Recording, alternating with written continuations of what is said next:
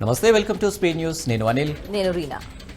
ఇక జెండా అజెండాలు పక్కన పెట్టి బీసీ బిల్లులకు సహకరించాలని అన్నారు సీఎం రేవంత్. బీసీ కోటాపై పార్టీలకు అతీతంగా ప్రధాని మోదీని కలుద్దామని అన్నారు. 42% రిజర్వేషన్ల అమలుకు తాను నాయకత్వం వహిస్తానని అన్నారు. కిషన్ రెడ్డి, బండి సంజయ్ బీజేపీ నేతలు ప్రధాని అపాయింట్మెంట్ ఇప్పించాలని అన్నారు. మరి పార్లమెంట్ సమావేశాల్లోనే కోటా ఆమోదం పొందేలా పోరాడదామని అన్నారు. మనమంతా కలిసికట్టుగా ఉన్నామని సంకేతం ఇవ్వాలని అన్నారు రేవంత్. బీసీ జనాభా 56% అని కులగణనలో తేల్చామని అన్నారు. ఏపీ అసెంబ్లీ సమావేశాల్లో సీఎం చంద్రబాబు ఆసక్తికర వ్యాఖ్యలు చేశారు. 2004-2019 ఎన్నికల్లో నన్నెవరూ ఓడించలేదని, ఆ ఎన్నికల్లో ఓటమికి నేనే కారణమని సీఎం చంద్రబాబు తెలిపారు. కొన్ని పనులు చేయలేకపోవడం వల్లే ఓడిపోయామని వ్యాఖ్యానించారు. ఆ సమయంలో పనిలో పడి పార్టీ ఎమ్మెల్యేలను సమన్వయం చేయలేకపోయినని సీఎం చంద్రబాబు పేర్కొన్నారు. ఈ క్రమంలో ప్రజా సమస్యలకు శాశ్వత పరిష్కారం చూపితే ఓటమి ఉండదని అసెంబ్లీ వేదికగా సీఎం తేల్చి చెప్పారు. ఉగాది నుంచి రాష్ట్రంలో P4 విధానం అమలు చేస్తామని తెలిపారు. నియోజకవర్గాల వారీగా P4 అమలు కావాలని సీఎం చంద్రబాబు తెలిపారు. 2029లో ప్రజలకు ఏం చేస్తామో చెప్పి ఎన్నికలకు వెళదామన్నారు. ఏపీ సీఎం చంద్రబాబు మంగళవారం ఢిల్లీకి వెళ్లనున్నారు. హస్తినా పర్యటనలో భాగంగా ప్రధాని మోదీతో భేటీ కానున్నారు చంద్రబాబు. ఈ సమావేశంలో భాగంగా రాజధాని అమరావతి పనుల పునః ప్రారంభానికి మోదీని ఆహ్వానించనున్నారు చంద్రబాబు. అలాగే అమరావతికి ప్రపంచ బ్యాంక్ నిధులతో పాటు పలు అంశాలపై చర్చించే అవకాశం ఉంది.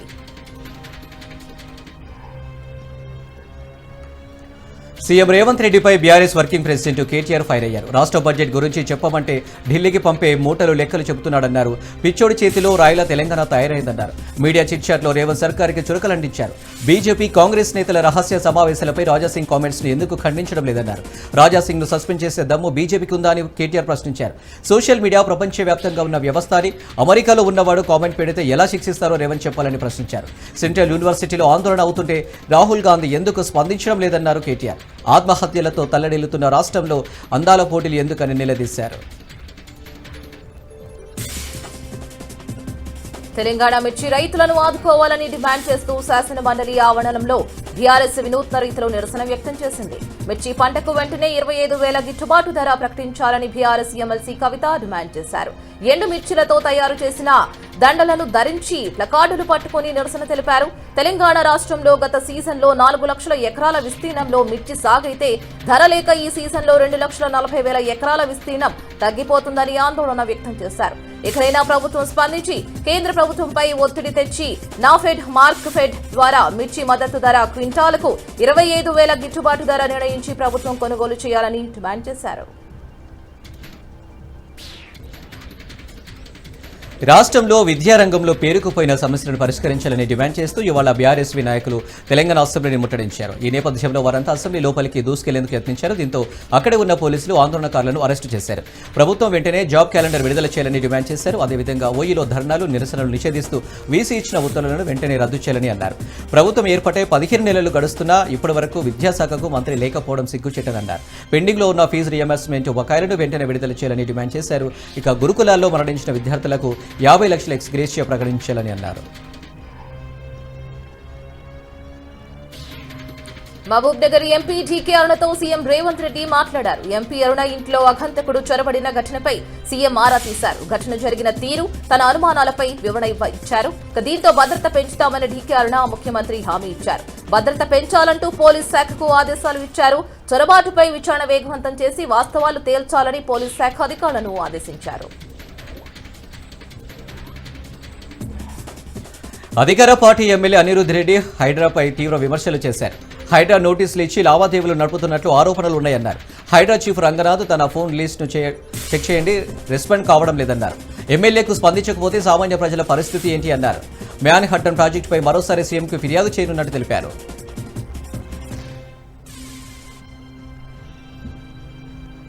కొండపోచమ్మ సాగర్ నుంచి కాలువలు తవ్వి తమ పంట పొలాలకు నీరు అందించాలని 4 గ్రామాలకు చెందిన రైతులు గజ్వేల్ చేగుంట జాతీయ రహదారిపై ధర్నా చేపట్టారు. సిద్దిపేట జిల్లా దౌలతాబాద్ మండలం ఇందూప్రియల్ గ్రామ సమీపంలోని చేగుంట గజ్వేల్ ప్రధాన రహదారిపై మెదక్ జిల్లా చేగుంట మండలానికి చెందిన కసాన్పల్లి, పోతాన్పల్లి, మార్చిన్పల్లి, పెద్ద శివనూరు గ్రామాలకు చెందిన రైతులు ఆందోళన చేపట్టారు. కొండపోచమ్మ సాగర్ నుంచి తమ గ్రామాలకు నీరు రాక తమ పంటలు ఎండిపోతున్నాయంటూ రైతులు ఆవేదన వ్యక్తం చేశారు. ఎమ్మెల్యే ఎంపీ అధికారులకు ఎన్నిసార్లు వినతి పత్రాలు ఇచ్చినా తమకు న్యాయం జరగలేదంటూ ఆవేదన వ్యక్తం చేశారు. కొండపోచమ్మ శాఖ నుంచి కాలువ తవ్వి తమ పంట పొలాలకు నీరు అందించాలని రైతులు డిమాండ్ చేశారు. భద్రాద్రి కొత్తగూడెం జిల్లా కొత్తగూడెం మున్సిపాలిటీలో ఇంటి పన్నులు, పంపు బిల్లులు, ట్రేడ్ లైసెన్సులు పెద్ద మొత్తంలో బకాయిలు పేరుకుపోయాయి. దీంతో వారి నుంచి చెత్త ట్రాక్టర్లతో మైక్ అనౌన్స్మెంట్ ద్వారా కొత్తగూడెం మున్సిపల్ అధికారులు వినూత్న రీతిలో పన్నులు వసూలు చేస్తున్నారు. కొత్తగూడెం గణేష్ టెంపుల్ ఏరియాలో బిక్కలాల్ ఎస్టేట్ వారు మున్సిపల్ పన్నులు పెద్ద మొత్తంలో బకాయి పడిన నేపథ్యంలో దుకాణం ఎదుట ఫ్లెక్సీ ఏర్పాటు చేయడమే కాకుండా చెత్త ట్రాక్టర్లను నిలిపి పన్ను చెల్లించాలని మైక్ అనౌన్స్మెంట్తో ఊదరగొడుతున్నారు. ఈ సందర్భంగా మున్సిపల్ రెవెన్యూ అధికారి మాట్లాడుతూ కొత్తగూడెం మున్సిపాలిటీలో పెద్ద మొత్తంలో పన్నులు బకాయి ఉన్న వారి వద్దకు వెళ్లి బకాయిలు చెల్లించాలని కోరుతున్నామని, పట్టించుకుని వారిని మొండి బకాయిదారులకు మైక్ అనౌన్స్ ద్వారా పన్నులు చెల్లించాలని రెడ్ నోటీస్ ఇస్తున్నామని తెలిపారు. 1,60,00,000 మున్సిపల్ పన్నులు వసూలు చేస్తే ప్రభుత్వం ద్వారా 5th ఫైనాన్స్ గ్రాంట్స్ వస్తాయని తెలిపారు. ప్రభుత్వం కొనుగోలు చేసిన ధాన్యానికి 500 రూపాయల బోనస్ చెల్లించాలని రైతులు ఆందోళనకు దిగారు. రైతులు పండించిన ధాన్యాన్ని ప్రభుత్వం కొనుగోలు చేసి 500 రూపాయల బోనస్ ఇస్తామని ప్రకటించిన నేపథ్యంలో తక్షణమే బోనస్ ను రైతుల ఖాతాలో జమ చేయాలని కోరుతూ సుజాత్ నగర్ మండల తహసీల్దార్ కార్యాలయం ఎదుట ఏఐకేఎస్ రైతు సంఘం ఆధ్వర్యంలో రైతులు నిరసన చేపట్టారు. అనంతరం తహసీల్దార్ శిరీషకు వినతి పత్రం అందజేశారు. ఈ సందర్భంగా వారు మాట్లాడుతూ ప్రభుత్వ హామీలో భాగంగా రైతులు పండించిన ధాన్యానికి 500 రూపాయల బోనస్ ఇస్తామని తెలిపిన ప్రభుత్వం రైతుల వద్ద ఐకేపీ సహకార సంఘం సెంటర్ల ద్వారా కొనుగోలు చేసిన ధాన్యానికి ఈ రోజు వరకు 50% రైతుల ఖాతాలో బోనస్ జమ చేయలేదని అన్నారు. నెలల తరబడి రైతులు బోనస్ కోసం ఎదురు చూస్తున్నారని తెలిపారు. ప్రముఖ నటుడు ఆర్ నారాయణమూర్తి తెలంగాణ ముఖ్యమంత్రి రేవంత్ రెడ్డిని కలిశారు. జూబ్లీహిల్స్ నివాసంలో ముఖ్యమంత్రి రేవంత్ రెడ్డిని మర్యాదపూర్వకంగా కలిశారు సినీ నటుడు ఆర్ నారాయణమూర్తి. జూబ్లీహిల్స్ నివాసంలో ముఖ్యమంత్రి రేవంత్ రెడ్డిని మర్యాదపూర్వకంగా కలిసిన సినీ నటుడు ఆర్ నారాయణమూర్తికి సీఎం జ్ఞాపికను అందజేసి సన్మానించారు. పాము కాటుకు గురై అనపర్తి ప్రభుత్వ ఏరియా ఆసుపత్రిలో చికిత్స పొందుతున్న గురుకుల పాఠశాలలో 10వ తరగతి చదువుతున్న విద్యార్థిని ఎమ్మెల్యే నల్లమిల్లి రామకృష్ణారెడ్డి పరామర్శించారు. తూర్పుగోదావరి జిల్లా అనపర్తి మండలం లక్ష్మీ నరసాపురంలోని డాక్టర్ బిఆర్ అంబేద్కర్ సాంఘిక సంక్షేమ గురుకుల పాఠశాలలో శ్రీకృష్ణ పఠానికి చెందిన సిసి అనే విద్యార్థి 10వ తరగతి చదువుతున్నారు. కాగా పరీక్షలను సమీపిస్తూ ఉండడంతో సాయంత్రం పాఠశాల 6 బయట కూర్చొని చదువుతూ ఉండగా పక్కనే ఉన్న ఓ రాయి కింద ఆ విద్యార్థి చేయి పెట్టాడు. దీంతో ఆ రాయి కింద దాగి ఉన్న తాచుపాము పిల్ల కాటు వేసింది. దీంతో పాఠశాల ప్రిన్సిపల్ ఆ విద్యార్థిని అనపర్తి ప్రభుత్వ ఏరియా ఆసుపత్రికి తీసుకురాగా వైద్యులు చికిత్స అందిస్తున్నారు. విద్యార్థి ఆరోగ్యం నిలకడగా ఉందని, ఎటువంటి ప్రమాదం లేదని వైద్యులు తెలిపారు. ఇక విషయం తెలుసుకున్న ఎమ్మెల్యే నల్లమిల్లి రామకృష్ణారెడ్డి ఆసుపత్రికి చేరుకుని పాము కాటుకు గురైన విద్యార్థిని పరామర్శించి మెరుగైన వైద్యం అందించాలని వైద్యులకు సూచించారు. జగిత్యాల జిల్లా మెట్పల్లి మండలం పెద్దాపూర్ గ్రామంలోని మల్లన్న జాతర ఉత్సవాలు 3 రోజులు అంగరంగ వైభవంగా జరిగాయి. మల్లన్న ఆలయంలో జరుగుతున్న ఉత్సవాల భాగంగా మల్లన్న స్వామి బోనాలను వైభవంగా సమర్పించారు. సుమారు 60,000కు పైగా బోనాలతో భక్తులు ఆలయం చుట్టూ ప్రదక్షిణ నిర్వహించి మల్లన్న స్వామికి సమర్పించుకున్నారు. ఆలయ ప్రాంగణం డప్పు చప్పులు మేళతాళాలతో మారుమోగింది. వివిధ జిల్లాల నుండి పెద్ద ఎత్తున భక్తులు పాల్గొని స్వామివారికి మొక్కులు చెల్లించుకున్నారు. ఈ కార్యక్రమంలో భక్తులకు ఎటువంటి ఇబ్బంది కలగకుండా డీఎస్పీ ఆధ్వర్యంలో మెట్పల్లి కోరుట్ల పోలీసులు బందోబస్తు పకడ్బందీగా నిర్వహించారు. దేశంలో ఎక్కడా లేని విధంగా కేసులు తగ్గుముఖం పట్టాలని పోలీస్ స్టేషన్లో ప్రతి ఏటా దేవుడికి పూజలు చేస్తుంటారు జగిత్యాల జిల్లా ధర్మపురి పోలీసులు. శ్రీ లక్ష్మీ నరసింహస్వామి బ్రహ్మోత్సవాల్లో భాగంగా దక్షిణ విజ్ఞాత్రలో పోలీస్ స్టేషన్ ను శ్రీ లక్ష్మీ నరసింహస్వామి వారు సందర్శించగా పోలీసులు ప్రత్యేక పూజలు నిర్వహించారు. ఈ పూజల్లో డీఎస్పీ రఘుచందర్, స్థానిక పోలీసులు, కుటుంబ సభ్యులు పాల్గొన్నారు. రాజన్న సిరిసిల్ల జిల్లా కోనరావుపేట మండలంలోని ధర్మారం గ్రామంలో కొమ్ము తిరుపతి అనే రైతు 10 లక్షలతో బావి తవ్వించగా నీళ్లు పడడంతో తనకున్న 4 ఎకరాలలో వరి పంట వేశారు. నెల రోజులుగా నీళ్లు అడుగంటడంతో సైడ్ బోరు కూడా వేయించిన ఫలితం లేకుండా పోయింది. చివరికి చేసేది లేక వరి పొలాన్ని గొర్రెల మీదకు వదిలేశాడు. ధర్మారం గ్రామం పక్కనే ఉన్న మల్కపేట రిజర్వాయర్ 0.75 స్టోరేజ్లో నీళ్లు ఉన్నప్పటికీ భూగర్భ జలాలు అడుగంటిపోతున్నాయి. రిజర్వాయర్ నుండి వచ్చే ఎడమ కుడి కాలువలను పూర్తి చేస్తే రైతులకు కొంచెం బాసటగా ఉంటుందని రైతులు కోరుకుంటున్నారు. పొలాలు ఎండిన రైతులకు ప్రభుత్వం నష్టపరిహారం అందజేయాలని రైతులు కోరారు. చేనేత కార్మికులకు రాష్ట్ర బడ్జెట్ లో అన్యాయం జరిగిందని నిరసిస్తూ ఆంధ్రప్రదేశ్ చేనేత కార్మిక సంఘం రాష్ట్ర సమితి పిలుపు మేరకు శ్రీ సత్యసాయి జిల్లా ధర్మవరం పట్టణంలోని కళాజ్యోతి సర్కిల్లో అంబేద్కర్ విగ్రహం దగ్గర చేనేత కార్మికులు అర్ధనగ్న ప్రదర్శన నిర్వహించారు. చేనేతలకు బడ్జెట్ లో 2,000 కోట్లు కేటాయించాలని డిమాండ్ చేశారు. ఈ సందర్భంగా ఆంధ్రప్రదేశ్ చేనేత కార్మిక సంఘం రాష్ట్ర ఉపాధ్యక్షుడు బుడగ వెంకట నారాయణ మాట్లాడుతున్న ఎన్నికల ముందు చేనేత కార్మికులను అన్ని విధాలా ఆదుకుంటామని, చేనేత ఉత్పత్తులపై జీఎస్టీని రద్దు చేస్తామని, 200 యూనిట్ల ఉచిత విద్యుత్ అందిస్తామని, సొసైటీలకు ఆప్కో ద్వారా బకాయిలు తీర్చడానికి నిధులు కేటాయిస్తామని కూడా హామీ ఇచ్చారని గుర్తు చేశారు. కానీ కేవలం 138 కోట్లు కేటాయించి ఇచ్చిన హామీలు విస్మరించారని విమర్శించారు. ధర్మవరం ఎమ్మెల్యే మంత్రి సత్యకుమార్ యాదవ్ చేనేతల ఆత్మహత్యలు, వలసల నివారణకు తగిన చర్యలు తీసుకోవాలని కోరారు. అంబేద్కర్ కోనసీమ జిల్లా సకినేటిపల్లి మండలం అంతర్వేదిలో మంత్రి ఆనం రామనారాయణ రెడ్డిని రాజుల మాజీ ఎమ్మెల్యే రాపాక వరప్రసాదరావు కలిశారు. ఎన్నికల అనంతరం వైసీపీకి దూరంగా ఉంటున్న రాపాక టీడీపీలో చేరుతారని ప్రచారం జరుగుతున్న నేపథ్యంలో మంత్రిని కలవడం ప్రాధాన్యత సంతరించుకుంది. అనంతరం అంతర్వేది శ్రీ లక్ష్మీ నరసింహస్వామి వారిని దేవాదాయ ధర్మాదాయ శాఖ మంత్రి ఆనం రామనారాయణ రెడ్డి దర్శించుకుని ప్రత్యేక పూజలు చేశారు. ఆయనకు ఆలయ అధికారులు ఆలయ మర్యాదలతో స్వాగతం పలికి స్వామివారి దర్శనానంతరం వేద ఆశీర్వచనం చేసి స్వామివారి ప్రసాదం చిత్రపటాన్ని అందజేశారు. తెలంగాణలో ప్రసిద్ధి చెందిన పుణ్యక్షేత్రమైన రాజన్న సిరిసిల్ల జిల్లా వేములవాడ శ్రీ రాజరాజేశ్వర స్వామి దేవస్థానంలో జరిగిన శివ కళ్యాణంలో పెద్ద ఎత్తున జోగినీలు, శివ పార్వతులు, ట్రాన్స్జెండర్స్ పాల్గొని ఒకరిపై ఒకరు అక్షింతలు చల్లుకున్నారు. ప్రతి సంవత్సరం శివ కళ్యాణం రోజున రాజన్న సన్నిధికి వచ్చి కళ్యాణ సమయంలో శివుణ్ణి పెళ్లి చేసుకున్నట్లు భావించి జీలకర్ర బెల్లం పెట్టుకుని అక్షింతలు చల్లుకుంటారు. ప్రతి సంవత్సరం శివ కళ్యాణం నాడు సాక్షాత్తు శివుణ్ణే పెళ్లి చేసుకున్నట్లు భావించుకోవడం తమకు వరంగా వస్తుందని పలువురు తెలిపారు. ఈసారి సైతం స్వామివారి కళ్యాణంలో పాల్గొని శివుణ్ణి పెళ్లాడి తన్మయంతో పొందారు.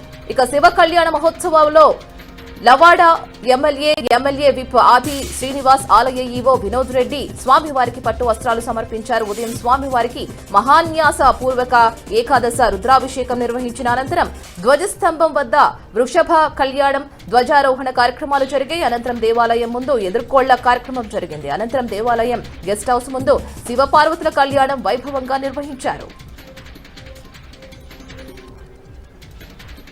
నల్గొండ జిల్లా చండూరు మండలం తుమ్మలపల్లి గ్రామంలో శ్రీ శ్రీ రామలింగేశ్వర స్వామి జాతరకు మునుగోడు ఎమ్మెల్యే కోమటిరెడ్డి రాజగోపాల్ రెడ్డి హాజరయ్యారు. జాతరకు విచ్చేసిన ఎమ్మెల్యేకు ఆలయ అర్చకులు పూర్ణ కుంభంతో స్వాగతం పలికారు. అనంతరం రామలింగేశ్వర స్వామికి ఎమ్మెల్యే ప్రత్యేక పూజలు చేశారు. అనంతరం వేద మంత్రాల మధ్య స్వామివారి రథాన్ని లాగి రథోత్సవ కార్యక్రమాన్ని ప్రారంభించారు. అనంతరం ఆయన మాట్లాడుతూ రామలింగేశ్వర స్వామి దయతో ఈ ప్రాంతమంతా పచ్చని పంటలతో, పిల్ల పాపలతో, సుఖ సంతోషాలతో వర్ధిల్లాలని కోరుకున్నట్టు తెలిపారు. ప్రజలకు సేవ చేసే అవకాశం కల్పించినందుకు శ్రీ రామలింగేశ్వర స్వామి కృప పాత్రుడనై ఉంటారని చెప్పారు.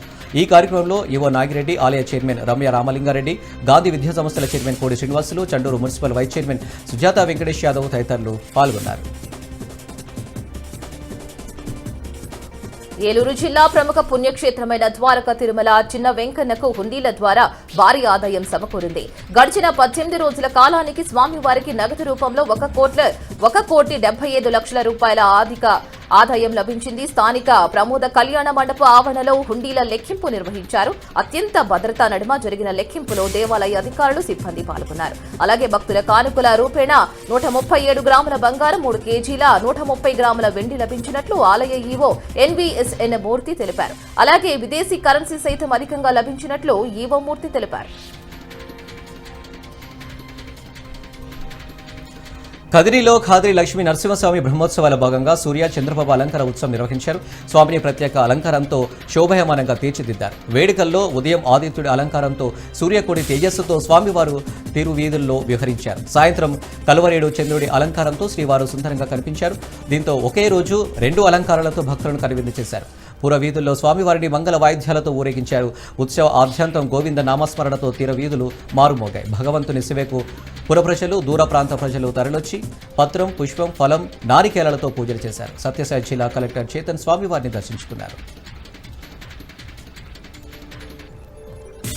10వ తరగతి పరీక్షల్లో మాస్ కాపీయింగ్ కు పాల్పడితే కఠిన చర్యలు తీసుకుంటామని వైఎస్ఆర్ జిల్లా డీఈఓ షేక్ షంషిద్దీన్ అన్నారు. పరీక్ష కేంద్రాలను ఆయన తనిఖీ చేశారు. ఈ సందర్భంగా డీఈఓ మాట్లాడుతూ జిల్లా వ్యాప్తంగా 27,800 మంది విద్యార్థులు పరీక్షలకు హాజరవుతున్నారని అన్నారు.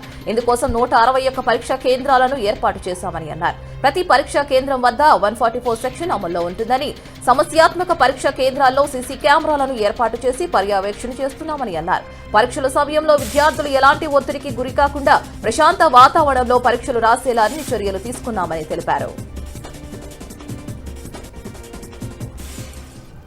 కర్నూలులో 10వ తరగతి పరీక్షలు తొలి రోజు ప్రశాంతంగా జరిగాయి. జిల్లా వ్యాప్తంగా 40,766 విద్యార్థులు పరీక్షలకు హాజరవ్వాల్సి ఉండగా వీరి కోసం 172 పరీక్ష కేంద్రాలను ఏర్పాటు చేశారు.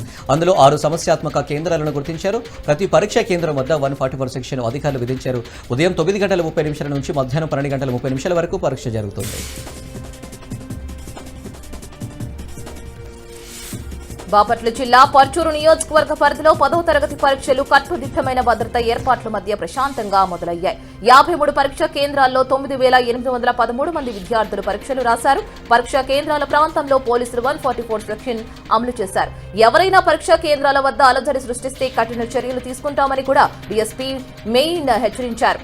పరీక్ష కేంద్రాల్లో విద్యార్థులకు మంచినీరు, వైద్య సదుపాయాలను ఏర్పాటు చేసినట్లు ఉప విద్యాశాఖాధికారి గంగాధర్ తెలిపారు. మాస్ కాపయింగ్ జరగకుండా సీసీ కెమెరాలతో ప్రత్యేక పర్యవేక్షణ బృందాలను ఏర్పాటు చేసినట్లు చెప్పారు. శ్రీకాకుళంలో 10వ తరగతి పరీక్షలు మొదలయ్యాయి. ఈ నెల 31 వరకు పరీక్షలు కొనసాగనున్నాయి. జిల్లాలో 149 కేంద్రాల్లో 10th పబ్లిక్ పరీక్షలు జరుగుతుండగా 28,948 మంది విద్యార్థులు హాజరు కానున్నారు. 8 సమస్యాత్మక పరీక్ష కేంద్రాలను గుర్తించినట్లు జిల్లా విద్యాశాఖ అధికారులు తెలిపారు. సమస్యాత్మక పరీక్ష కేంద్రాల్లో సీసీ కెమెరాలతో నిఘా ఏర్పాటు చేశారు. అన్ని పరీక్ష కేంద్రాల వద్ద 144 సెక్షన్ విధించారు.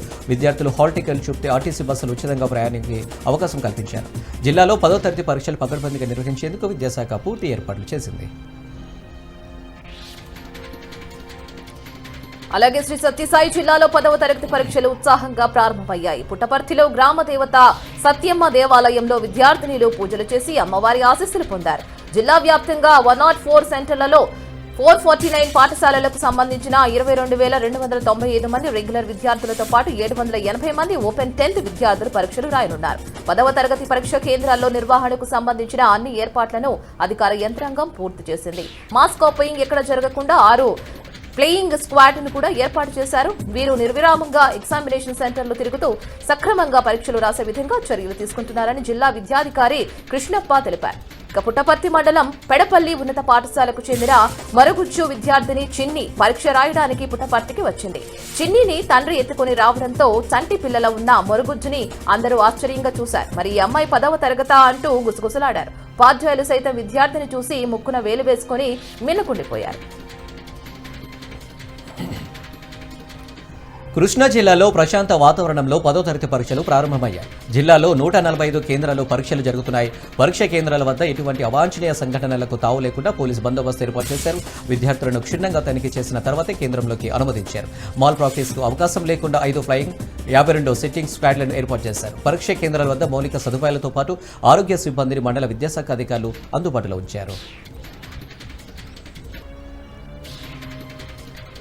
ఏలూరు రూరల్ మండలం మల్కాపురం గ్రామంలో సాగునీరు అందక వరి చేను ఎండుతున్నాయి. సమాచారం తెలుసుకుని దెందులూరు ఎమ్మెల్యే చింతమనేని ప్రభాకర్ పరిశీలించారు. మల్కాపురంలో ఎండిన వరి చేలను రైతులతో కలిసి పరిశీలించారు. రైతులు ఎవరు అధైర్యపడొద్దు, ప్రతి ఒక్కరికి ప్రభుత్వం తరపున అండగా ఉంటామని ఎమ్మెల్యే చింతమనేని భరోసా ఇచ్చారు. ఈ సందర్భంగా దెందులూరు ఎమ్మెల్యే చింతమనేని ప్రభాకర్ మాట్లాడుతూ ఏలూరు రూరల్ మండలం మల్కాపురంలోని రైతులు రబీ సీజన్ కోసం వేసుకున్న దాదాపు 50 ఎకరాల వరి పంటకు ధవళేశ్వరం ఆనకట్ట నుంచి వచ్చే సాగునీరు అందలేదని, దీని ప్రభావంతో వరి చేలు ఎండిపోవడం బాధాకరమన్నారు. అయితే గత 5 ఏళ్ల వైసీపీ అస్తవ్యస్త పాలనలో కనీసం తూములు, మరమ్మతులు గానీ కాలువల ప్రక్షాళన గానీ చేపట్టకపోవడం వల్ల ధవళేశ్వరం నుంచి వచ్చే నీటిని టేల్ ఎండ్లో ఉన్న ఈ మల్కాపురం గ్రామానికి ఈనాడు సాగునీరు అందక రబీలో వేసిన వరి చేలు ఎండిపోయాయని తెలిపారు. అయితే కూటమి ప్రభుత్వం ఎల్లప్పుడూ రైతులకు అండగా ఉంటుందని తెలిపారు.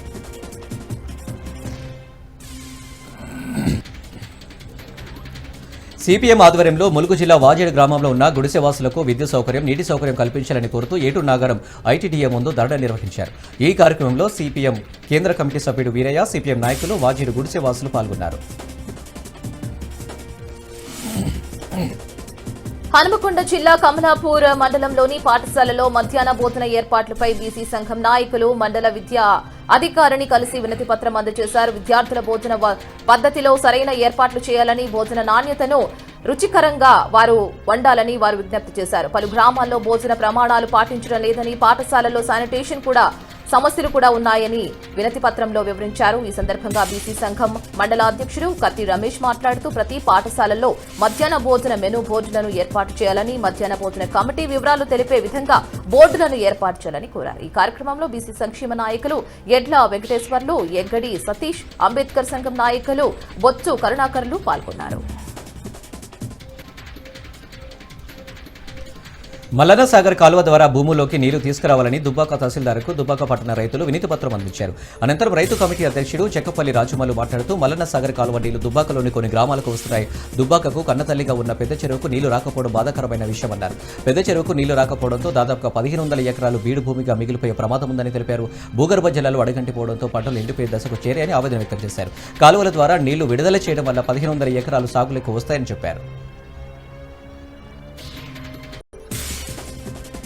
తమ కూతురును ప్రేమ పెళ్లి పేరుతో మోసగించి లొంగ తీసుకుని చంపేశారని ఆరోపిస్తూ యువతి బంధువులు యువకుడు ఇంటి ముందు ఆందోళనకు దిగారు.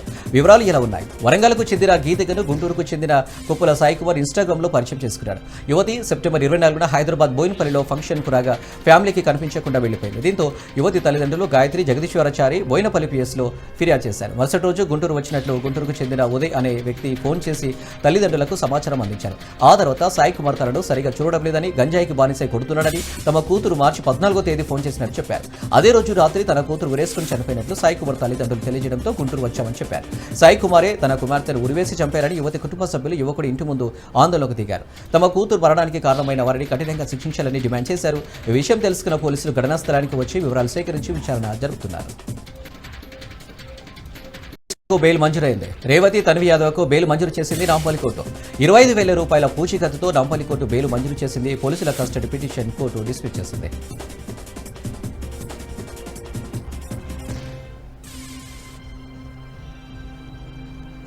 కడప కలెక్టరేట్ లో జాయింట్ కలెక్టర్ ఎదుట యువకుడు ఒంటిపై పెట్రోల్ పోసుకున్నాడు. పెట్రోల్ డబ్బాను లాక్కుని పోలీసులు అతనిని బయటకు తీసుకువెళ్లారు. చాపాడుకు చెందిన విశ్వనాథ్ రెడ్డి తన భార్య అనారోగ్యంతో బాధపడుతూ ఉండడంతో ఆసుపత్రిలో శస్త్రచికిత్స చేయించాడు. చికిత్స సమయంలో DMHO నిర్లక్ష్యంగా వ్యవహరించారని, వారిపై తగిన చర్యలు తీసుకోవాలని బాధితుడు కోరాడు.